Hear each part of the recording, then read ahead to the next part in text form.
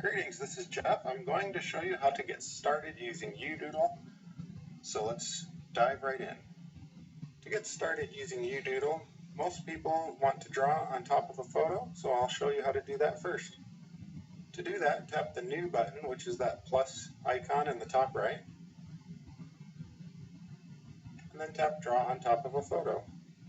Now, any of these options here are going to replace your current drawing, so make sure you've saved your work before you choose any of these. I'm going to pick one of the built-in Doodle backgrounds. I like this horse here. I don't need to crop, I'm going to just leave the original size. Now, a lot of people want to draw a quick arrow or write a word on the photo, or maybe even scribble out somebody's name so that they can't see it. I'm going to just draw a quick arrow to highlight this horse in the back. Write a quick word here. Some excellent penmanship. And in a matter of seconds, you've marked up your photo, drawn an arrow, and you can then share this with the share button in the top left. There are a ton of sources here: Instagram, Facebook, Twitter, camera roll, other social networks, so tons of options there for your social networking needs. So that's how you draw on top of a photo. Now there's something of note here. When I'm using these draw tools here, when I've chosen the draw on top of a photo option, like if I erase, you'll notice that it's not erasing the photo underneath. Now this is very important to note because I chose draw on top of a photo. That means my photo is in the background.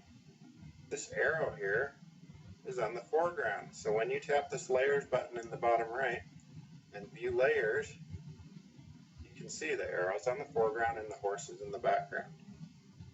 Now there's another common case for using Doodle, and that's to edit a photo. For example, you may want to blur something or smudge something or use the clone stamp tool. All of these draw tools work on the foreground only, so I'll show you how this works now.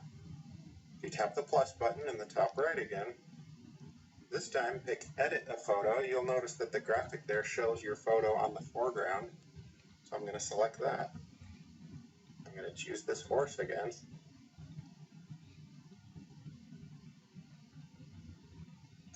Now, a very important thing to note is when I tap layers and then layers again, my horse is on the foreground. So if I start erasing, I'm actually changing the photo.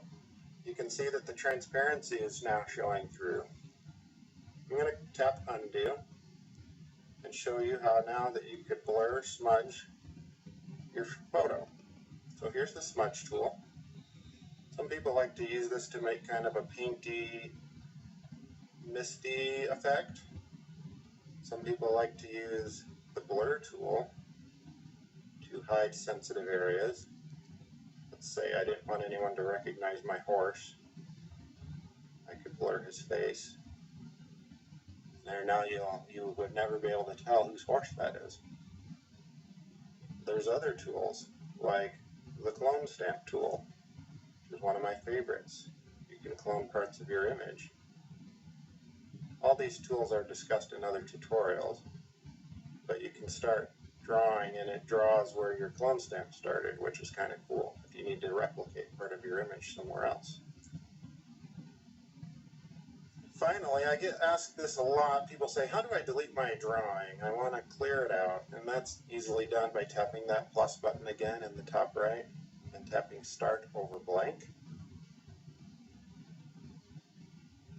And now your drawing is cleared out, you can start fresh.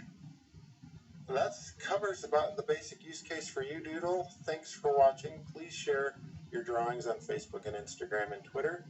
If you have any questions, email support@udoodle.net, and have a wonderful day.